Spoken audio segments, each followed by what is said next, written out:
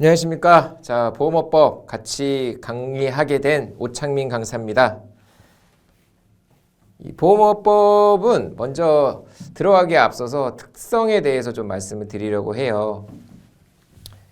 우리 1차 과목 중에서도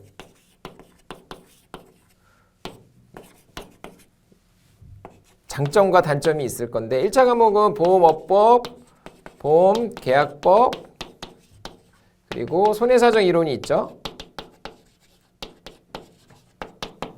그래서 보험업법의 장점과 단점은 이건 학습적인 측면입니다. 이 과목의 내용이나 특성을 의미하는 건 아니고 우리가 시험을 대비하는, 다들 시험 대비용이시잖아요. 그래서 시험을 대비하는 수험자 입장에서의 장점은 뭐냐? 일단 고득점이 가능하다. 그거는 장점이에요. 왜냐하면 문제은행에서 기출문제가 좀 반복되는 형태거든요.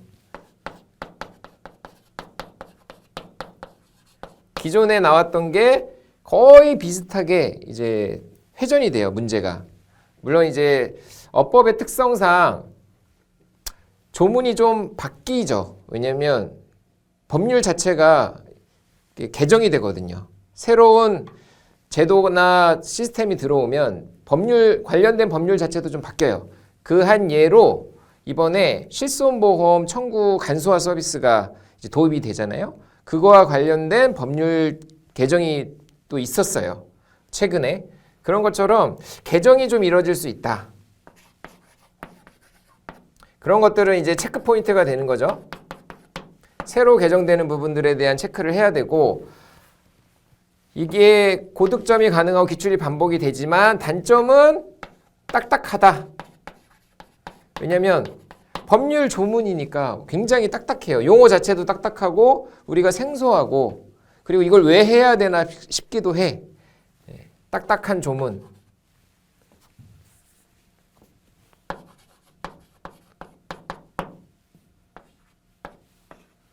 그리고 딱딱하다 보니까 학습에 있어서 재미가 없다.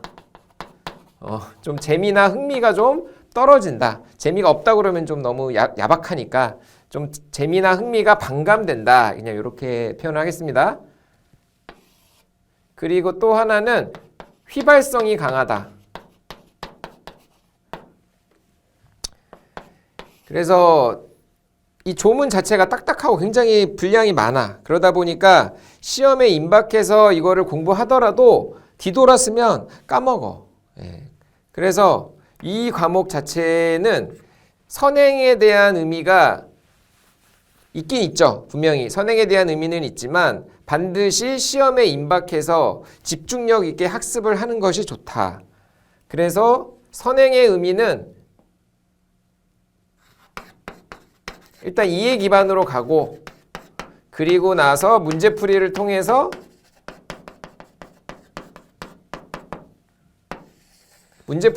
짧은 기간 동안에 집약적으로 내 머릿속에 집어넣는 겁니다. 왜? 휘발성이 강하거든. 휘발성이 강하고, 그리고 단점 중에 하나가 실무하고 별 연관이 없어요. 연관성이 조금 떨어져. 다른 과목들은 계약법이나 손해사정이론은 2차 과목 또는 실무하고의 연관성이 좀 있어. 그 이론적인 기반하고 베이스가 돼 있으면 2차 과목을 할 때도 좀 더 수월하고, 그리고 실무할 때도 써먹을 일이 있어요. 근데 어법은 사실 별로 실무하고의 연관성이나 2차 과목과의 연계가 사실 좀 떨어져. 그러다 보니까 요거는 학습을 위해서라면 시험에 임박해서 좀 더 집약적으로 효율적으로 문제풀이를 통해서 기출문제 위주로 감을 익히고, 그리고 문제에 대한 요령을 습득하는 거야. 물론 이제 바로 문제풀이로 들어가면 안 됩니까? 그래도 점수는 받을 수 있을 거예요.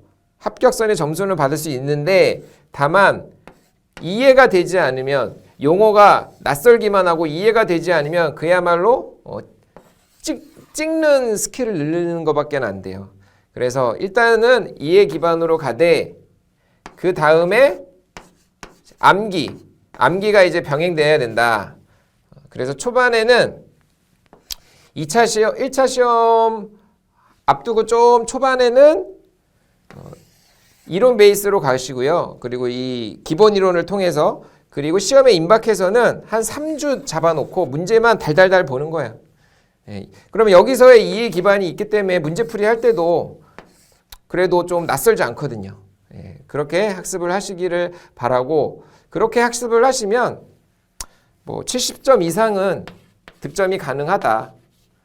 우리 1차 과목 평균 60점 이상이어야 합격을 하고 40점 이하면 이제 꽈락이 되잖아요. 그래서 70점 정도 이상의, 그리고 또 많게는 뭐 공부를 열심히 하는 학생들은 80, 90까지도 고득점이 가능한 과목이니까 전략 과목으로 삼으시는 분들도 계시다. 그렇게 생각을 해서 이제 학습을 하시면 되고, 그러면 보험업법의 구성은 어떻게 되어 있냐? 우리 차례를 보겠습니다. 차례. 그 책의 처음에 보면 차례가 있죠. 거기 차례 보시면 총칙부터 나오죠. 총칙이 있고 2번이 보험회사 편이 있어요. 그리고 3번이 모집입니다. 그리고 4번이 자산운용.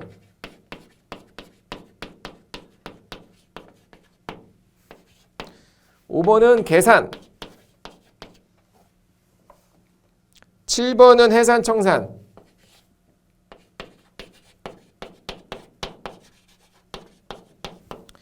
그리고 8번은 관계자 조사.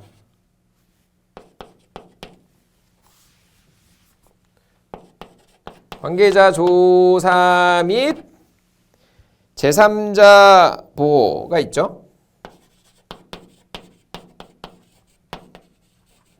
그리고 9번이 보험관계단체가 있고,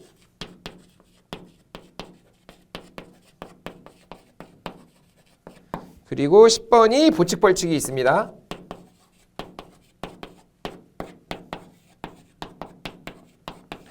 네, 이게 이제 맵이야. 우리 보험업법의 학습 맵입니다. 여기서부터 여기까지 와야 돼. 이게 이제 학습 범위인데, 제가 약간 보면 좀 나눠놨죠, 구간을. 요거하고 요거 이렇게 나눠놨죠. 네, 이게 보험업법이라는 것이 어떻게 보면 3개 정도의 카테고리로 또 나눌 수가 있어요. 특성별로. 이 첫 번째 카테고리가 바로 보험회사에 대한 관련된 규정이다. 이렇게 보시면 돼요. 그러니까 그래서 이름을 붙이기를 사법적 규정이다.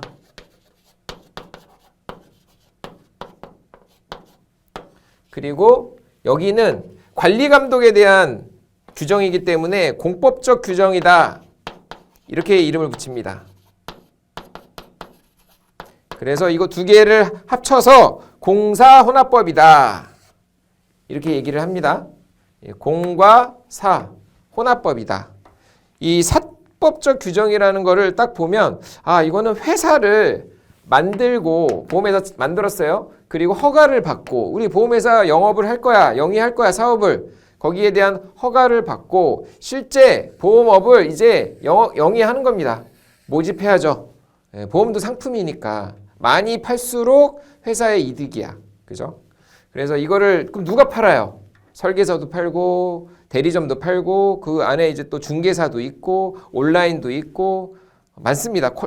텔레마케팅도 있고 은행에서 파는 방카슈랑스도 있고, 이 각각의 모집 채널들에 대한 이제 관련 규정들이 나오는 겁니다. 그렇다고 여기서 모집을 하는 방법을 알려주진 않아, 규정하진 않아요. 그거는 보험회사가 각자 하는 거야. 자유경쟁 시장에 맞춰서 각자 경쟁하는 겁니다. 여기서 규정하는 거는 소비자에게 권익에 피해가 되지 않는 뭐 해야 될 사항, 하지 말아야 될 사항, 모집을 할 때는 꼭 설명을 해야 된다. 약관의 중요 내용을 설명하지 않으면 불안전 판매가 되니까 거기에 대한 방지 장치들을 두는 거예요. 그런 것들에 대한 조항들이 여기 나올 거예요. 여기. 이게 사실 제일 중요하다. 그리고 보험회사 설립도 좀 이제 출제가 많고 제일 출제가 많이 되는 부분이 바로 이 모집 파트예요. 이제 보험회사를 설립하고 이익도 창출했어. 그러다가 언젠가는 폐업을 하는 순간이 올 거 아닙니까? 그게 바로 이제 해산 청산 절차입니다. 사람으로 치자면 태어나서 죽을 때까지 거기에 필요한 사법적 규정이다. 그 과정 중에서 우리가 회사로 치면 제조회사는 제품을 생산하고 판매하죠. 판매 사이에 물류도 있겠죠. 판매 이런 프로세스를 거친단 말이에요. 제조회사를 치면 보험회사는 눈에 안 보이잖아요. 눈에 안 보이니까 조금 프로세스가 다르겠죠. 이 생산이라는 거를 계리사가 하고 상품을 만드니까 그리고 이 물류, 판매 이런 것들을 각각의 채널들이 한단 말이에요. 그게 설계사 채널도 있고 뭐 대리점 채널도 있고 그리고 또 보험회사에만 있는 절차가 하나 또 있죠. 보상 여러분들이 하실 거. 그래서 이러한 프로세스를 갖는단 말이에요.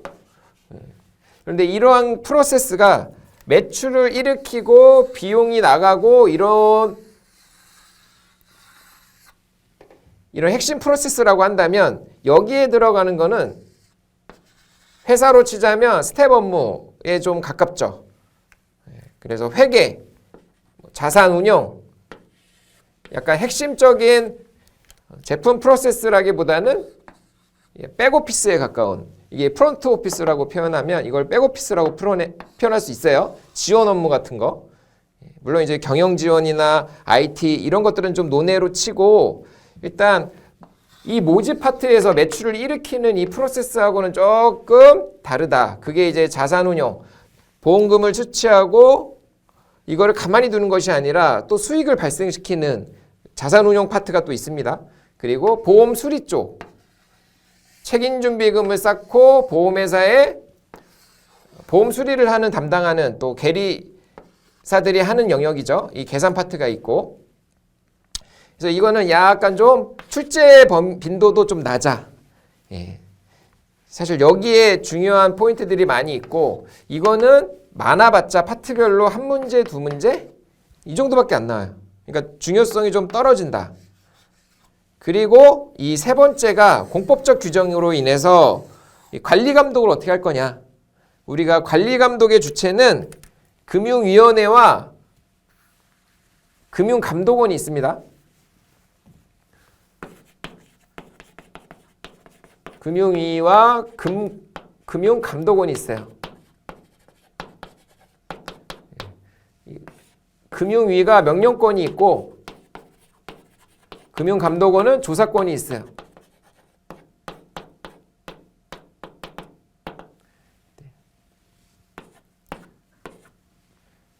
그래서 이 금융위와 금융감독원이 여러 보험회사들의 경영상태, 재무상태 이런 것들을 관리 감독하고 철저하게 실질적인 감독까지 해. 그게 이제 관계자 조사도 해야 되고 필요에 따라서는 보험관계단체도 두고 있습니다. 그걸 만약에 어겼어. 그랬을 때는 과태료, 벌칙 이런 것들에 대한 제재 조항을 또 뒀단 말이에요. 강력한 처벌을 하겠다. 만약에 어겼을 시에는 그렇게 관리 감독에 대한 규정들이 있어요. 그게 바로 공법적 규정이다. 그래서 보험업법은 총체적인 사법적 규정과 공법적 규정 그리고 핵심 프로세스는 아니지만 좀 지원되는 백오피스적인 부분에 대한 것도 규정을 두고 있다. 이렇게 총체적으로 이해를 하시고 출제 빈도도 일부 파트에 좀 몰아서 나오는 경향이 있으니까 중요한 파트들은 좀 더 집중해서 보시고 그리고 중요성이 좀 떨어지는 파트들은 출제 빈도가 높은 것들 항목 위주로 중요한 것들 위주로 보시는 게 좀 더 학습 방법이 더 맞다. 이렇게 보시면 되겠습니다. 자, 이제 보험업법에 대해서 좀 개괄적으로 한번 말씀을 드렸고요. 다음 시간에는 이제 구체적인 학습 진도를 나가도록 하겠습니다. 감사합니다.